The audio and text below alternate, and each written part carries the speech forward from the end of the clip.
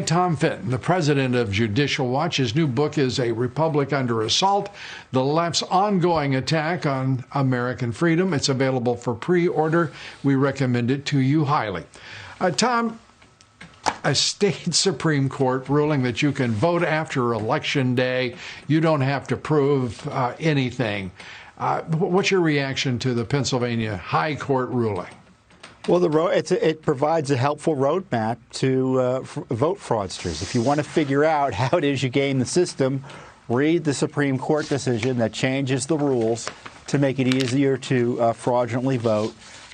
You can vote. It makes it easier to vote after you know what the results might be, after the deadlines, and have your vote counted.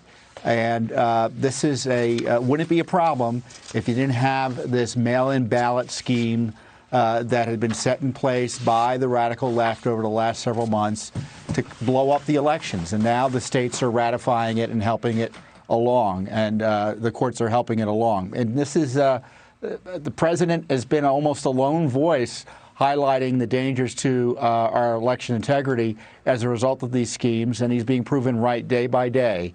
And certainly Judicial Watch has been calling, we've been talking about this for months on this program, how they're setting up the steal. We've been and talking now about the courts are helping them.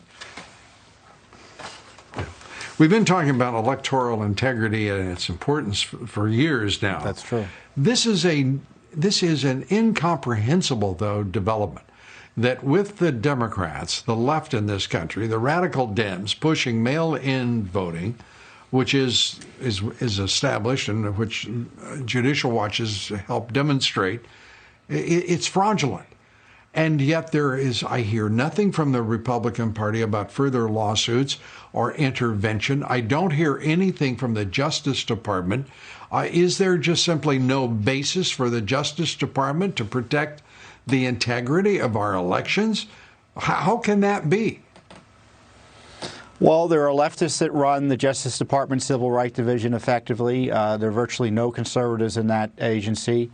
And so they're never going to pursue, and they don't plan to pursue, litigation to stop states from mailing knowingly millions of ballots to lists they know are dirty. In Pennsylvania, they have, our litigation found that there was nearly 800,000 extra names on the rolls in Pennsylvania alone. They haven't cleaned their lists appropriately. We alerted one county about it. They actually did something. They removed 69,000 names from the rolls immediately. I mean, that shows you the problem they have in Pennsylvania. And DOJ has been AWOL on cleaning up the lists and confronting the states for trying to blow up the election system by mailing ballots to lists they know are dirty.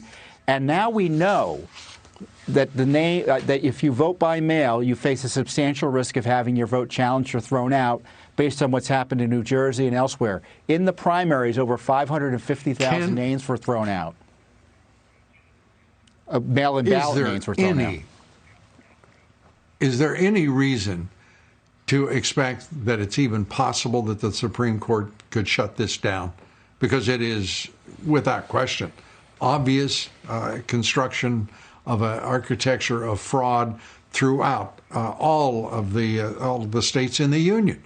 It's obvious, it's urgent, it's a matter that requires remedy and no further speculation or discussion. It's a time for action.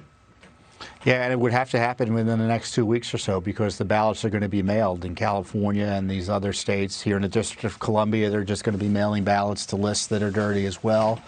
Attorney General Barr, he says all the right things, but there's been a lack of follow-up by the agency in terms of enforcing the rule of law, certainly on election integrity.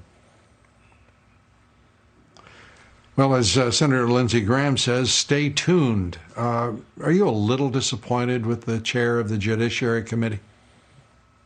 Well, he's only doing this because of our pressure. The American people want some justice here, and he's doing what he thinks he needs to do to get them something. It's certainly a vote of no confidence in the Durham investigation. He wouldn't be even asking these people to testify if there was any significant chance they'd be prosecuted by Durham. So Comey looks like he's free and clear, if interpreting the tea leaves. As you usually are. that is correct in interpreting tea leaves. Tom Fitton, thanks so much. We appreciate it.